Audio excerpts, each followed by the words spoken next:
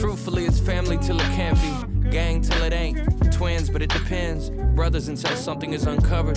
Dogs until the lifting of the fog. I always got you turns into, well, I never thought you. Standout bars from this album for me, but we'll come back to that.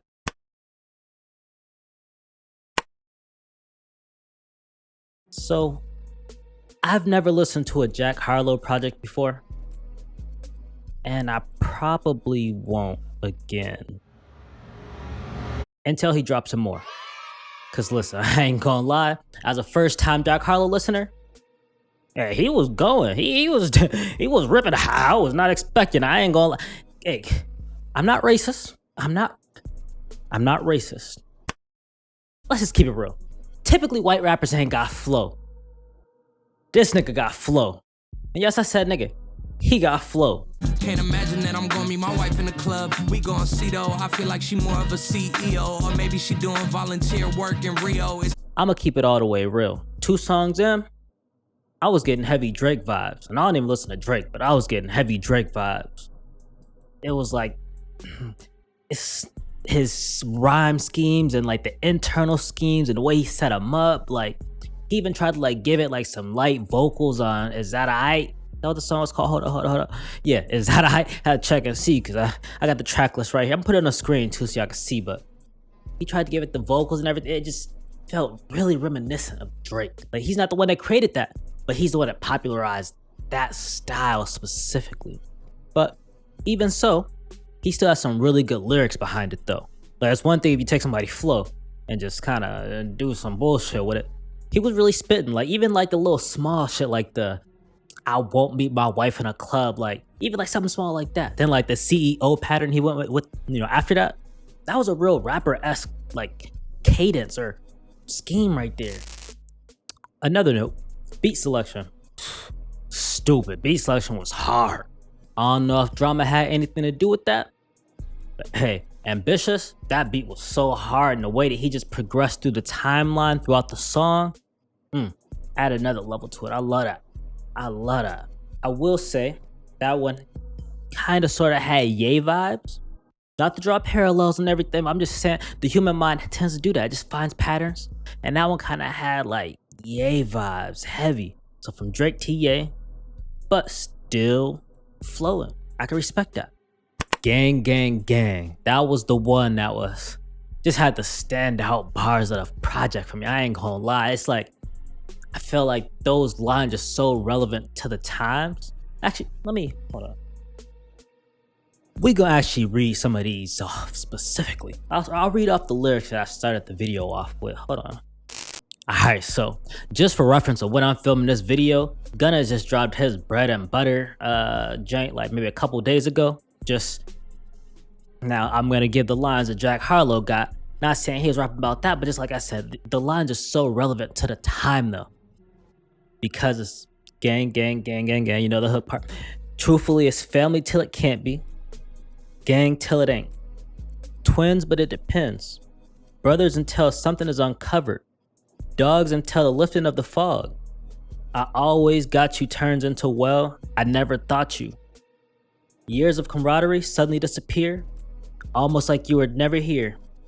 Almost like you never were here. Sorry, I said it the way usually people would say it, but he did a little different on some rapper shit. Y'all know how that. Hey, look, listen. Unconditional love becomes very conditional when push comes to shove. And all that talk of taking bullets suddenly feels foolish. Wow. Do I know English? Pictures with him turn to ad campaigns. You gotta pull it. Listen. Y'all could go on Genius, uncover what those mean, or you could just interpret it how you want to interpret it. And all I'm saying is, if you look at what's happening right now across the board in rap, this nigga just low key, lightweight, ether these niggas. I promise I know English. It's just that this joint got me so discombobulated. I just listened to it. So yeah, excuse me.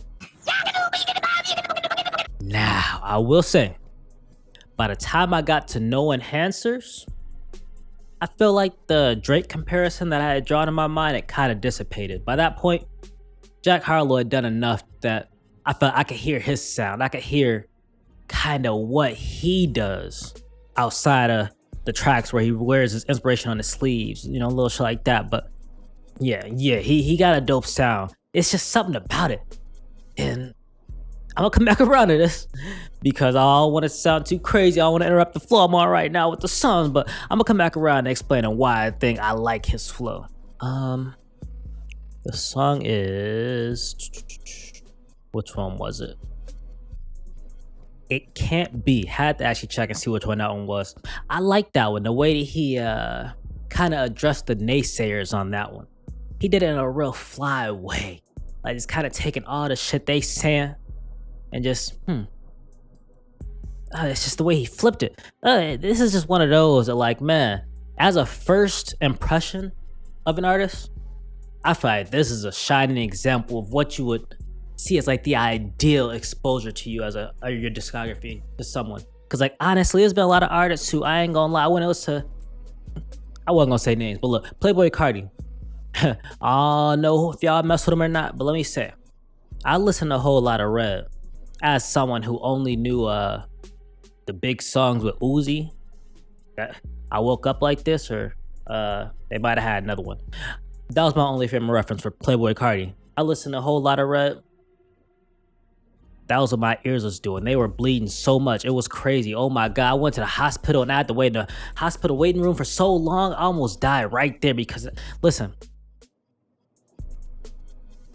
I just feel like off that first impression of a whole lot of Red, I can't listen to Playboi Carti. I'm not even willing to give him another shot. That shit was garbage. But this, Jackman, hey, I'm gonna have to go back and do my research and see what he done dropped. Cause this was alright. Hey, he out rapping these niggas by a long shot. It's not even close, nigga. Will I listen to it again? Probably not. But that's just cause it's not personally my type of music. I'm more of a up-tempo club music type dude.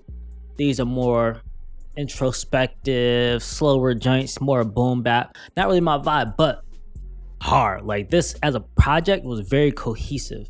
Like I would liken this to something like Reasonable Doubt. What? Bro, what are you talking about, man? I know that sounds crazy. I know that sounds crazy. Here's why. It's, if you listen to Reasonable Doubt, what was that, like 1996? I listened to Reasonable Doubt and Doggy Style in the same week. Doggy Style was what, 94? If you listen to Doggy Style and Reasonable Doubt back to back, they were 2 years apart. It does not sound like it. Reasonable Doubt sounds so dated. Oh my God, that just sounds so dated compared to Doggy Style. But as a cohesive project, that shit is immaculate. You can literally turn Reasonable Doubt on, go on a road trip, let that shit just, everything goes together so well, sets the tone, sets the mood, flows in each other so well. It's, oh my God. It's just, as a body of work, it is so incredible. It has to be listened to as the whole body of work. Doggy Style, oh, and don't get it twisted. That album is amazing. But you could just pick songs off of there and play them individually, and it's nothing.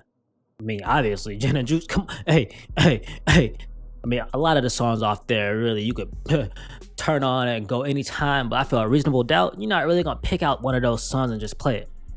Maybe Friend or Foe is hard, but you gotta play the whole project, you're gonna play anything from that. I feel like this is one of those where I'm not gonna revisit it myself, like I said, it's a little slower than what I'm used to, but if I was gonna listen to one, I'm playing the whole project through. All it's no skips on there. Back to back to back. Well, it was like what, 10 songs, 24 minutes?